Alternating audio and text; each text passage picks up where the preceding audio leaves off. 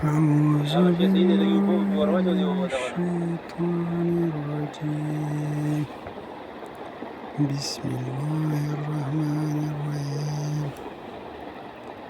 يسألونك عن الأنفال قل الأنفال لله ورسوله فاتقوا الله وأصلحوا ذات بينكم وأطيعوا الله ورسوله إن كنتم مؤمنين. إنما المؤمنون الذين إذا ذكر الله